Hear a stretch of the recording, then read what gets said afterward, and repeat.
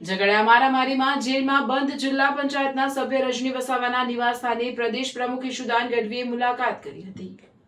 ઝઘડા જીઆઈડીસીમાં આવેલ મેટ્રોપોલિટન એક્ઝિકેમ કંપનીમાં કામદારોના મોત મામલે ન્યાય અપાવવા ગયેલ ધારાસભ્ય ચૈતર વસાવા, રજની વસાવા, પિયુષ પટેલ સહિતના 12થી વધુ લોકો ઉપર મારામારી અને પોલીસની કામગીરીમાં રૂકાવટ અંગે ફરિયાદ નોંધાઈ હતી. આ મામલે પોલીસ મથકે હાજર થયેલ જિલ્લા આમ આદમી પાર્ટીના પ્રમુખ પિયુષ પટેલ, જિલ્લા પંચાયત સભ્ય રજની વસાવાને આપના તાલુકાના પ્રમુખ સર્જન વસાવા 1 મહિનાથી વધુ સમયથી જેલ ભોગવી રહ્યા છે. ત્યારે આજરોજ ભરૂચ જિલ્લામાં આવેલ આમ આદમી પાર્ટીના પ્રદેશ પ્રમુખ ઈશુદાન ગઢવીએ ભરૂચ જિલ્લા પંચાયતના સભ્ય રજની વસાવાના નિવાસસ્થાને મુલાકાત લીધી હતી અને પરિવારજનોને સાંત્વના આપી પાર્ટી તેઓના પડખે ઊભી હોવાના આશ્વાસન આપ્યા હતા.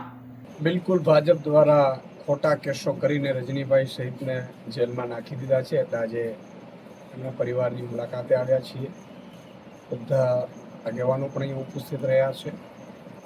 ભાજપ છે એ પોલીસનું કાનૂન વ્યવસ્થા સારું રહે એના માટે ઉપયોગ નથી કરતી.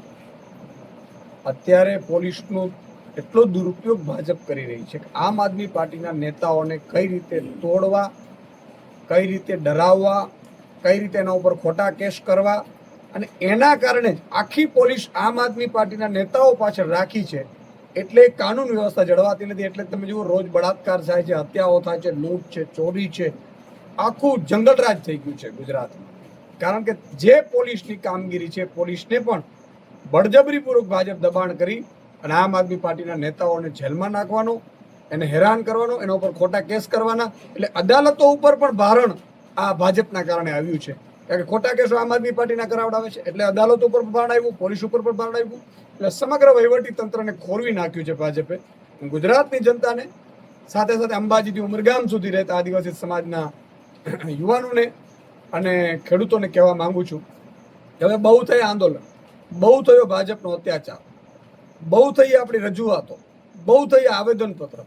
સરકાર બદલો અને આ જ ભાજપ પડાને આ ગુજરાતમાંથી કાઢો.